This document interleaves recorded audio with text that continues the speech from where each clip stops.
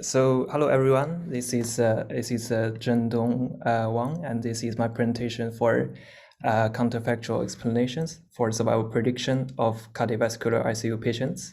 So I'm a PhD student at the data science group at Stockholm University.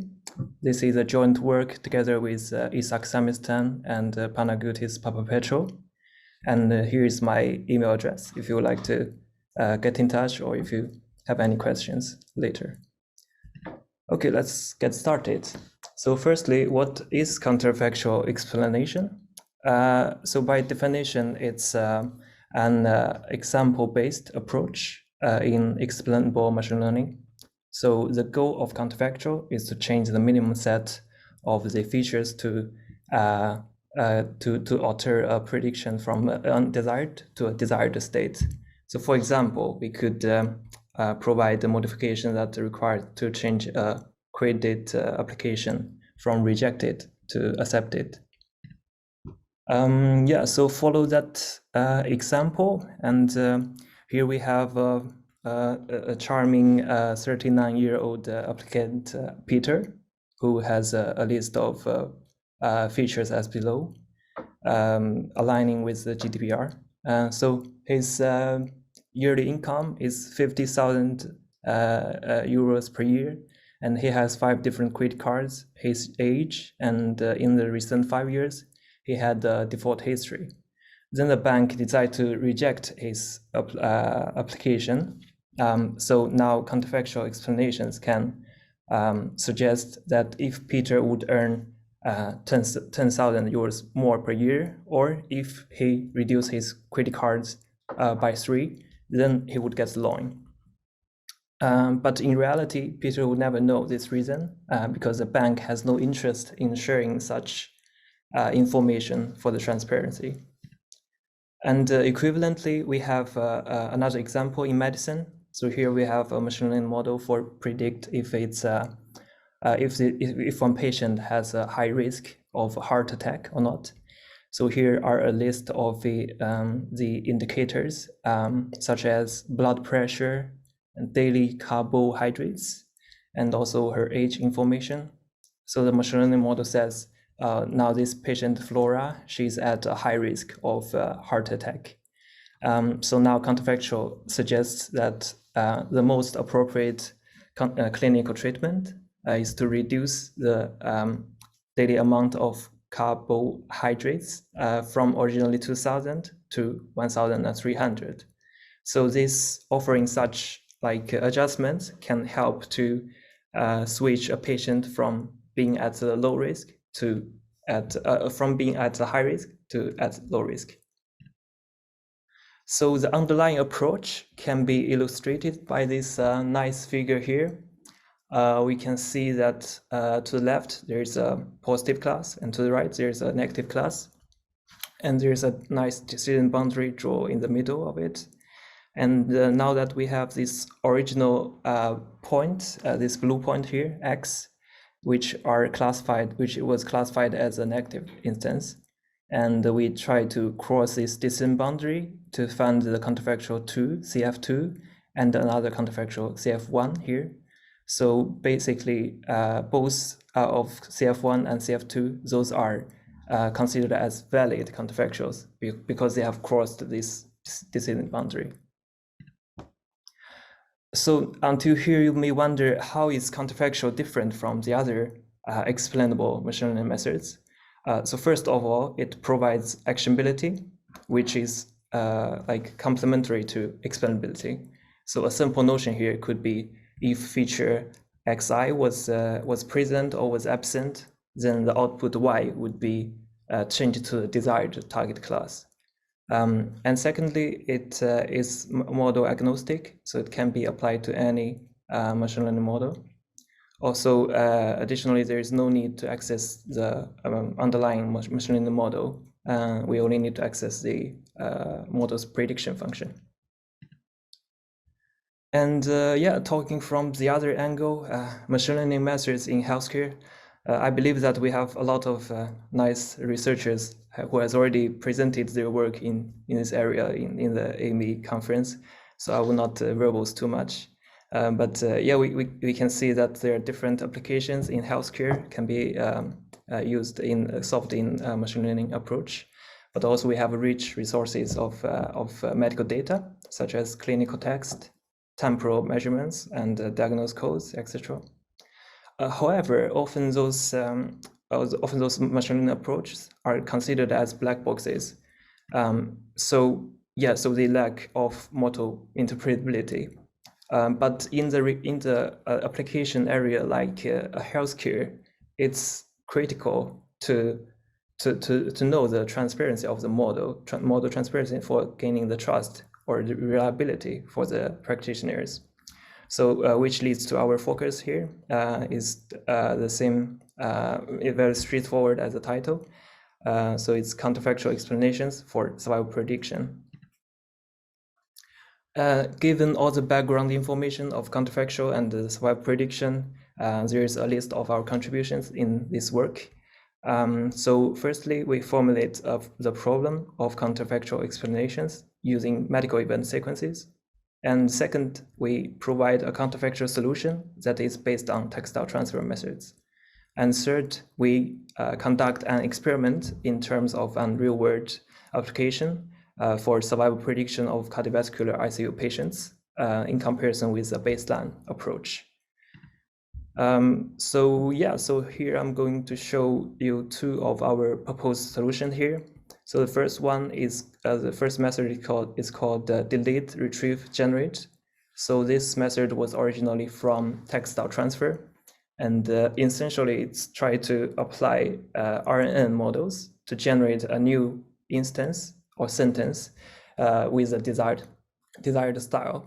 And to the right of the screen, you can see there's a nice figure that illustrates this DRG method in the NLP.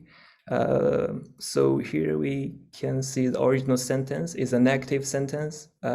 It's like some restaurant review. So great food, but horrible stuff and very, very rude workers.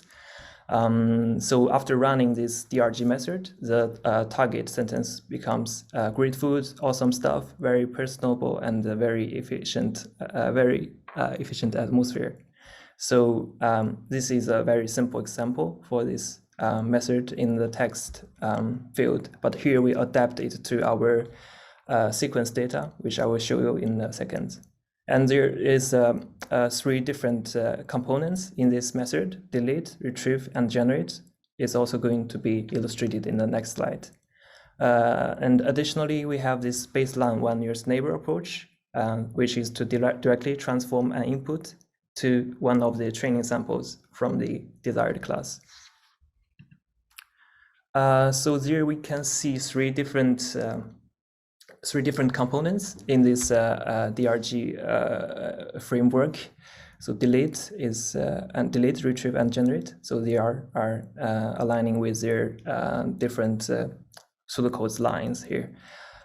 So in the beginning, we have this input of a sequence of medical events X, and then the output is a modified sequence with desired target class Y prime. So firstly, we apply this delete step, which is to use some so-called sealance score. So this simply it's a relative frequency between the original class Y and the target class Y prime for this n-gram U. This n-gram is like n sequential events from these medical records. And if this sealance score S is larger than threshold, then we will delete this n-gram here, and the remaining events is named as C here. And if we check line 4 and line 9, we can see there's a Boolean parameter R. So this simply this Boolean parameter is to activate this retrieve component or not, which leads to two different model alternatives here. We can see the first one is delete and retrieve, and second one is delete only. So the main difference is that so the model 1, it has this retrieve step in the middle, and the model 2, it's only have this delete and generate steps. So talking about the retrieve step, we can see there's formula defined here. So this we retrieve this x ret using this equation here. So this equation simply saying we retrieve a set of event x from the target class y prime based on the minimum sequence distance. So in our work, we apply this D metric as the TF-IDF weighted overlap score between the original input sentence and the other sequences. Sorry. Model alternative 2, it has similar approach here, but it only uses RNN models to encode it and decode it to the target output directly without this retrieve. So that might be confusing. Here we have like a toy example showing what I said in the last 2 minutes. So here we have one original medical event sequence here, has 4 different drug events. And here is a counterfactual that is generated from our approach. So here we have, so this counterfactual suggests that we delete this epinephrine, and then in the retrieve step, we insert 2 prosanamide and amiodarone. And in the end, we use the generate component to generate the whole counterfactual with the desired target class. So talking about our experiment, we have extracted our data from the mimicry dataset, which was originally collected at Beth Israel Diakonis Medical Center. Then we represent each patient as a sequence of events, including both drug events and medical treatment procedures. And also we filtered on the diagnosed code with cardiovascular patients. To the right, we can see the number of the positive, which is survive, and the negative patients, the count of them, and in both of the training data and the validation data. And our implementation is publicly available at this GitHub repo, if you would like to take a look. So now let's talk about the results. We evaluated our approach based on 3 different metrics. The first one is valid CFs. In some other work, it's also called the validity. So a quick reminder is a valid CF is if a counterfactual predicted probability is larger or equal than 0.5. So that's it. That's a valid counterfactual. So this measures the fraction of valid transformations. We can see that the one nearest neighbor approach actually achieved the best, and 2 of these textile transfer achieved around 50% of valid transformations. For this LOF score, local outlier factor, simply it's to measure the closeness between the counterfactuals and to the original training data distribution. We can see that the reference LOF score on the validation data was 0.075 here, and our best metric is much lower, so it's 0.0182. So this suggests that our method can generate trustworthy explanations that are close to the original training data distribution. And additionally, we have this blue 4 score. It was designed originally designed for text data, but here we applied it to for the sequences. So simply the higher score here indicates a more compact counterfactual explanations. So in this case, we can see delete and retrieve. It achieves the highest blue 4 score. We can move on to a more detailed blue 4 score investigation. So here is a histogram of different individual counterfactuals. So we can see that this one nearest neighbor approach, 1N here, it has a lot of individual blue 4 score ranging from 0.0 to 0.15. But for delete and retrieve and delete only, a lot of the individual counterfactuals are ranging from 0.1 to 0.4 and also 0.6 here. So this indicates that both of this delete only and delete retrieve method can generate more sequentially relevant counterfactuals. So to move on to our final point, A quick recap is that our experiment suggests that textile transfer methods can be efficiently adapted for the problem of counterfactuals in the healthcare domain. And also our proposed solution achieved competitive performance in terms of different evaluation metrics. So in the future, we plan to involve medical practitioners into further assessing this medical relevance of our counterfactual solution. And also we intend to integrate expert knowledge directly into the counterfactual generation procedure. But also we would like to incorporate other different features from the patient to construct a meaningful data representation for event sequences. And here are the list of references of the slides. And thank you so much.